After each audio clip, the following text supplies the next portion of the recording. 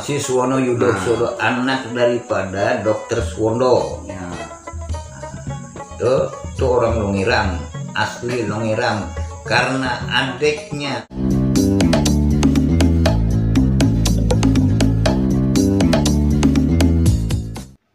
Assalamualaikum warahmatullahi wabarakatuh.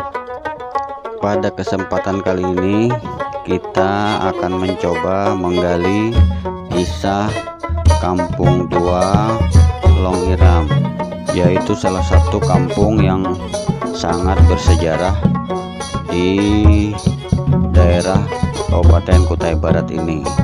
Jadi kita coba menggali beberapa kisahnya, tentunya dari narasumber yang cukup berkompeten dalam hal ini, karena beliau adalah tokoh adat di Longiram. Tujuan utamanya adalah agar cerita-cerita sejarah Longiram itu tidak hilang di telan waktu. Langsung saja kita dengarkan penuturan dari beliau. Ya, Assalamualaikum warahmatullahi wabarakatuh.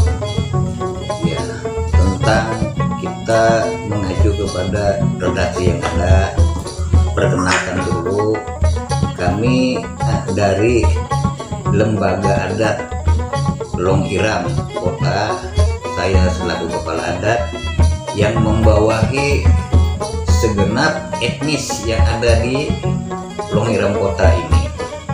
Lalu di sini kami dibagikan dengan sub-sub beberapa bidang prasarana, bidang upacara, bidang adat, dan bidang hukum kabit hukum. Nah, di samping itu, karena ini merupakan etnis budaya yang ada di Kecamatan Longiram pada umumnya, etnis yang suku Banjar campur dengan Bekumpai. Jadi kami di sini tidak akan menerapkan segala sesuatunya yang bertentangan dengan hukum negara dan hukum agama. Tapi di sini karena ini merupakan etnis yang lembaga adat itu ada suku Bekumpainya, ada Jawanya, ada kita Dayak-Dayaknya. Jadi bidang-bidang itulah yang membidanginya. Andai kata kita persoalan hukum, ada kabit hukumnya. Persoalan prasarana ada yang menyiapkan, upacara adatnya ada yang menyiapkan. Nah, jadi kami di Lembaga Adat Longiram Kota terdiri daripada 5 orang. 5 orang itu saya selaku ketua adalah bernama Bu Kasim, sekretarisnya adalah Didin Bega, kabit hukumnya adalah Saudara Darlan, prasarana macam itu ini adalah Saudara Ismail, hukum adat etis yang lain adalah dari Bapak P. Hupat Juan. Jadi silahkan apa yang perlu kita tanyakan, insya Allah kami akan bisa menjawabnya. Terkhusus nang kisah nang bubuhan Bekumpai, asal usulnya mulai kapan bisa sampai ada di sini. Jadi mungkin bubuhan Bekumpai nang di Kalsel, mungkin di Kalteng, mungkin kita tahu kalau di sini banyak bubuhan Bekumpai, banyak keluarga. Jadi kayak apa kisahnya sampai ada di sini. Tentang yang Bapak tanyakan tadi, kenapa ada orang Bekumpai di sini? Kenapa sebelum Belanda masuk kemari 1861 itu sudah ada? Artinya Kampung Longiram yang diberikan pada saya itu yang bikin Longiram, mereka kemari itu melalui dagang, menyusur pesisir mereka. Jadi mereka sambil berdagang, mengembangkan dagangannya sambil mereka berdakwah. Jadi itu yang adanya etnis Bekumpai, yang dari Muara Bahan, yang dari Banjar itu banyak juga. Lalu yang kesini kita ambil singkat aja, yang dari Muara Bahan itu mereka berdagang, artinya melalui perjalanan yang sangat jauh, menyusun mahakam dengan berdagang sambil menyebarkan syiar Islam. Islam sudah masuk pada saat itu, tapi karena kita di Longiram ini orang yang didahului oleh misi-misi sending dari orang-orang Belanda tadi, mereka yang terdahulu, jadi kita kebelakangan. Lalu Longiram ini pala, kalau yang saya ketahui pada saat itu adalah Tuan Guru Haji Munafis Muhammad Nafis, turunan daripada Muhammad Asad Al-Banjari yang ada di sini mengembangkan Longiram ini tadi. Setelah mereka kawin kan banyaklah turunan-turunan itu tadi, yang dari Kutai ada, yang dari Bugis ada di seberang sana, ada yang dari Margasari atau di Kampung Bayan, dari Longiram seberang itu dari Bone. Ya kita berbicara khusus Longiram kota. Longiram kota. Belanda mendirikan benderanya di Longiram ini adalah tahun 1861,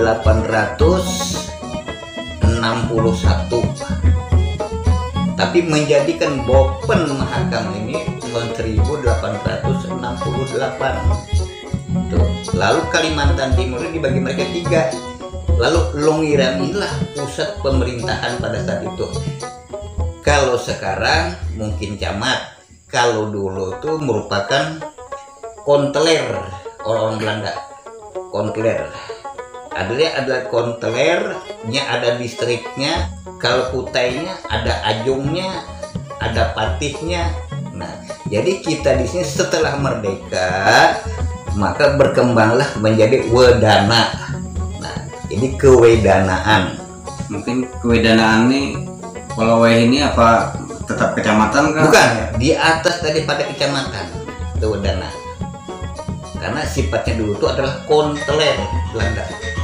Longiram ini tua mana daripada yang sekitar-sekitarnya? Oh, paling tua sudah. Kota yang tertua yang dilalui oleh garis Katulistiwa. Tapi sayangnya Pak ya, sampai sekarang walaupun ini kota tua, tapi sikonnya kondisinya tidak memungkinkan karena jalurnya Pak buntu hanya di sini aja. Sementara yang lain bisa berkembang karena melalui jalan darat. Di sini kan hanya seputar-putar ini aja Pak, ya nggak bisa berkembang. Jembatan aja sudah puluhan tahun dan sudah selesai dibangun. Jadi beginilah keadaan Longiram, walaupun sangat tua dibandingkan kampung-kampung lain, tapi kondisinya malah sangat tertinggal Pak. tertinggal dari yang lain-lain. Ya kita katakan dianaktirikan boleh jadi juga, tapi karena arus lalu lintas jalan Pak, yang jalan itu yang sudah tertinggal kalau mengenai Longiram. Tapi alhamdulillah kalau beradabnya Pak sangat beradab. Cuma tertinggal. Jadi kenang-kenangan Longiram tadi yang ada Tugu Katulistiwa itu ada di ulu sana dekat simpang jalan danau, itulah Tugu Katulistiwa yang dibangun oleh Belanda. Lalu pada tahun 2005 direncanakan akan dibangun juga di situ monumen tadi yang bernama Tugu Katulistiwa yang ada samalah dengan Kalimantan Barat, tapi ternyata keuangannya Pak tidak memungkinkan. Nah, jadi itu kawan-kawan sekilas kisah Longiram, sejarah Longiram. Dengan yang kada terpisahkan dari Longiram itu adalah Bubuhan Bekumpai, karena walaupun Bubuhan Bekumpai ini berasal dari Kalimantan Selatan, Kalimantan Tengah, tapi turut membangun Longiram mulai dari awal. Nah, itu kisahnya Bubuhan Bekumpai di Kalsel atau di Kalteng menonton ini, artinya tahulah bahwa di sini ini banyak Bubuhan Bekumpai juga. Iya. Lalu kita kilas ke belakang, Longiram itu adalah kota tua dan kota perdagangan. Nah, induk daripada Bopen Mahakam adalah Longiram. Lalu disinilah di Longiram lah letaknya pada saat itu. Dari Samarinda ke Ulu Mahakam ke sini stopnya di Longiram. Yang dari Ulu Mahakam, Longbagun, Longpahangai turunnya ke Longiram. Maka pusat sentralnya di sini. Kalau zaman dulu tuh Pak sangat ramai Pak. Nah, bahkan ada peninggalan orang dahulu. Di sini ada yang namanya Kampung HBE. Jadi mereka sekolah Pak ya, sekolah, tapi akan kembali ke Longiram itu tidak ada pekerjaan. Mau tidak mau mereka kerja di kota-kota. Jadi pendatang lah yang kebanyakan di sini bermukim. Di Longiramnya sudah bercampur baur, Ya. artinya yang Jawanya, Bugisnya, Dayak, apalagi karena Dayak memang Daerah mereka. memang daerah mereka di sini. Nah, termasuk tadi Bukumpai, orang Banjar, semua suku sudah ada di Longiram. Ya. Semua suku ada di Longiram kota sini. Lalu mereka itu kebanyakan penduduk Longiram ini memang mayoritas adalah petani. Dengan adanya masuk perusahaan-perusahaan segala macam itu ini, ada masuk segala perkebunan itu dan ini, kita wilayah kita kurang, jadi tertinggal, Lahannya hampir habis. habis digunakan untuk RHL, ruangannya sempit. Kalau memang dulu yang mungkin Bapak bisa jalan ke Ulu di hadapan SD 3 itu Pak, itu dulu namanya Chungha Chunghoi. Lalu di depan itu adalah Tempekong Cina, karena Cina yang paling banyak ke sini. Nah, belakangnya lagi itu adalah kebun sayur Cina. Kuburan Cina ada di Sekip Pak. Kuburan Belanda ada di Sekip. Bahkan Kapten Panhen dari Belanda, tentara Nika itu pas mati lemas di Ulu Mahakam dikuburkan di Longiram Pak, yang namanya Sekip ya. Jadi Sekip itu udah mati kata zaman Belanda itu, zaman itu seni pioner itu untuk latihan menembak, tapi di situ kuburan Pak. Itu buktinya bahwa Longiram itu Tuhan, itu nyata artinya ada kuburan Belanda segala macam. Jadi bukan sekedar kisah, tapi banyak bukti-bukti nyata. Misalnya siapa tokoh Longiram yang kelahiran Longiram kah, atau apa yang dulu jadi menteri, Pak Siswono lah. Siswono Yudhoyono, anak daripada Dr. Suwondo. Ya, Itu orang Longiram, asli Longiram. Karena adiknya meninggal di Longiram, jadi dia membangun satu sekolah swasta SMA yang dinamakan Eram Riam Pak pada saat itu. Karena adiknya Siswono itu dikuburkan di kuburan muslimin. Jadi rasa kecintaannya dengan Longiram tadi Pak, dibangunlah SMA di Gunung. Mungkin sekarang di depan apa namanya BPD. Ya di situ depan BPD. Tapi sudah hilang. Lalu dinegrikan, ada SMK sekarang. Kalau zaman peralihan dulu Pak, itu di depan kantor kami ini itu Koramil Pak ya. Di belakang Koramil itu Tangsi melulu Pak. Sampai ke Gang Karya itu Tangsi melulu, Tangsi Belanda. Setelah peralihan itu diserahkan kepada pemerintah daerah. Nah, pemerintah daerah jadi puing-puing daripada itu tadi, kayu-kayunya diambil, dijadikan Pak toko panjang, sekarang hilang terbakar sudah. sayangnya itu bukti Ya, sejarah, bukti sejarah hilang terbakar. kebakaran. Lalu di samping yang ada itu masuk di depan kantor kami, itu namanya dulu tuh rumah sakit Pak, yang mungkin Pak Dr. Suwondo lah sebagai dokternya pada saat itu. Yang kami ingat itu Pak Dr. Suwondo itu orangnya bagus dan sebagainya. Lalu Longiram tidak berkiblat kepada Ibu Kota Negara, tapi Longiram ini berkiblat kepada Banjarmasin. Jadi segala urusan apapun tuh langsungnya ke Banjarmasin. Waktu zaman Belanda. Zaman Belanda, Longiram inilah kota tertua yang tidak boleh dilupakan oleh sejarah, tapi sekarang sangat tertinggal. Infrastrukturnya Tidak memungkinkan. Toko Panjang tuh tahun berapa Pak kanunya kebakarannya tuh? Nah, kalau Toko Panjang itu sekitar tahun berapa ya, berapa puluh tahun yang lalu lah. Masih Ismail Thomas menjabat pada saat itu Toko Panjang terbakar. Mungkin Thomas 2006, mungkin sekitar 2008 Pak terbakarnya. Habis ludes Pak. Situlah sejarah. Dulu ramai Pak, yang namanya Longiram ini ramai. Karena pusat perdagangan ada Longiram, hasil hutan, hasil apapun. Tapi dulu kan bukan tambang Pak, hasil hutan kebanyakan, rotan, damar dan sebagainya, termasuk itu yang namanya sarang walet.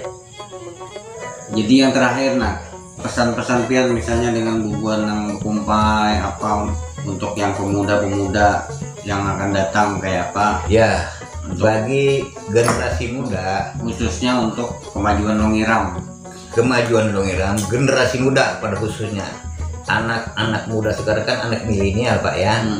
Nah, harapan kami dari generasi penerus, ada penerus bangsa adalah kaum muda, mereka jadi orang intelektual.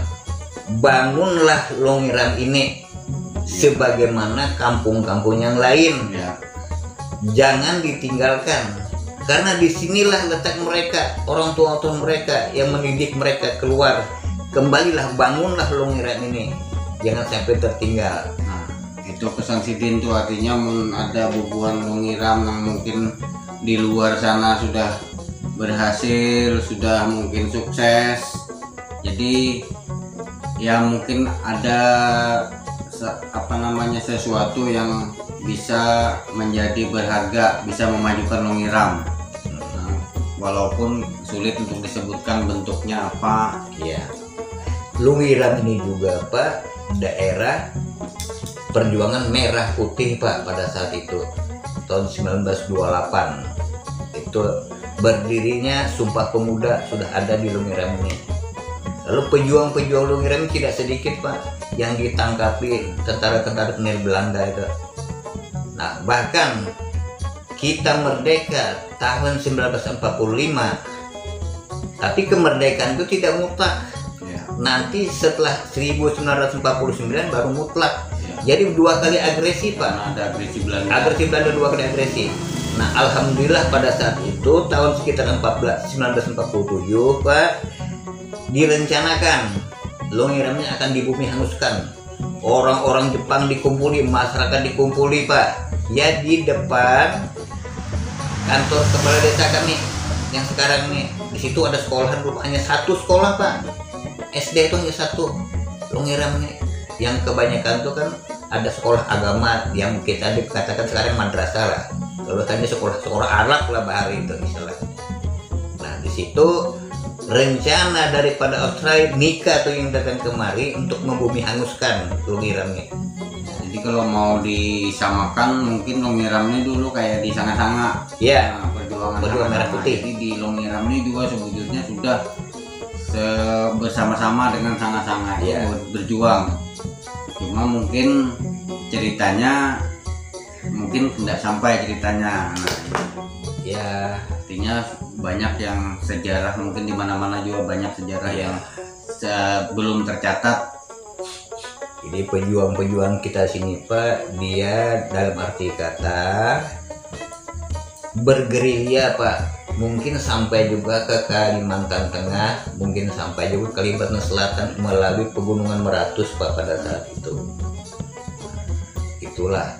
Jadi tentang agama yang disiarkan di Longiram, cikal bakal masjid yang ada di Longiram Kota pada saat itu adalah yang pembuatnya adalah Tuan Guru Haji Munafis Pak, yang mengambil tiang ulinnya, tiang guru 4 biji itu Pak, yang berada di dalam Sungai Mujan. Dulu kan Pak Mbak Agung Begendang membawanya itu, mendirikan itu Mbak Agung Begendang ramenya. Jadi sekarang kepada generasi muda, kembalikanlah kita kepada itu tadi. Kita punya adat, punya etika, dengan orang tua bagaimana, dengan pemuda bagaimana, kita saling sama-sama menghargai, hormati orang tua, kita orang tua menghargai pemuda-pemuda. Ya, artinya apa namanya, teknologi boleh maju, Ya, pikiran boleh maju, ya, tapi agama jangan mundur, adat istiadat jangan malah mundur. Jadi harus seimbang, sama-sama maju.